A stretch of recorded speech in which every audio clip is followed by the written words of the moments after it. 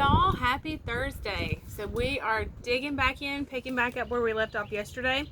And we talked about exousia, that Jesus has given us exousia, power, authority, jurisdiction, right, liberty, and strength to trample. It's good stuff. Now, other ways that this is used. This is an outline of biblical usage. So other ways in which this is used. The power of choice. The power of choice.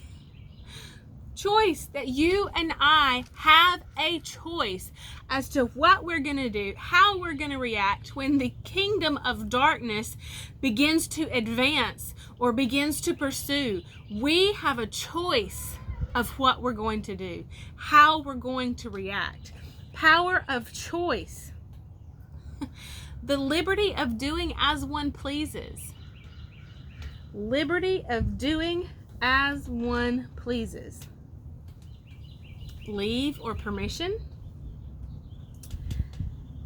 It also is physical and mental power, which you'll remember in the Amplified Classic Version that we read originally in Luke 10:19. It says, "Behold, I have given you authority and power to trample upon serpents and scorpions, and the physical and mental strength and ability." The ability or strength with which one is endued, which he possesses and he exercises. Now, this authority, this power that we have been given, as it says here, ability or strength with which one is endued, which he possesses or exercises. We have a choice. We have a choice.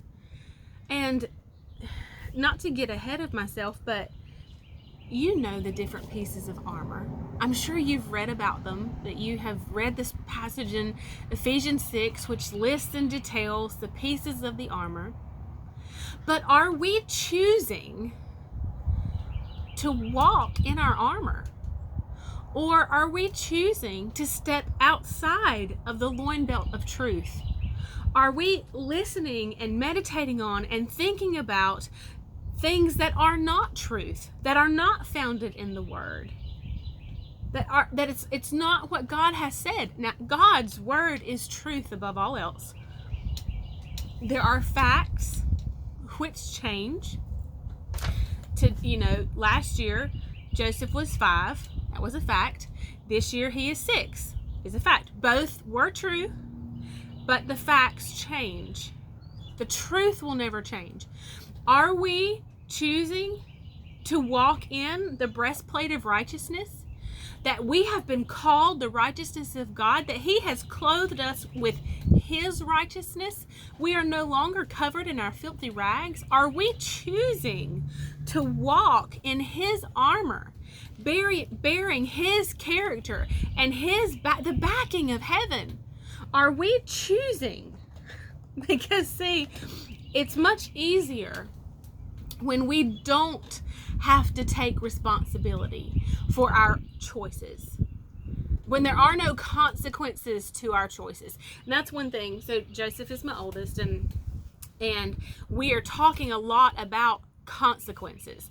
The word consequences. There are good consequences to our decisions. There are bad consequences to our decisions. It does not change how much I love Joseph.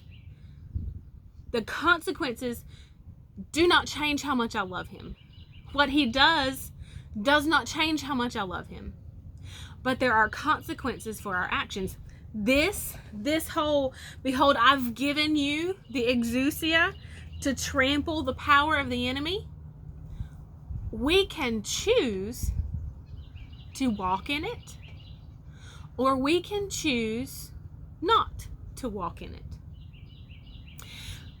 But we don't like to look at it that way, because it's much easier for me to say, well, God just didn't. It just wasn't right. God didn't want that. I suppose for some reason I'm having to go through this.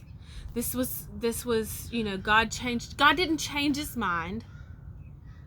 God has given us the jurisdiction What are we going to do with it? We'll pick up here tomorrow. I'll see you then. Bye, y'all.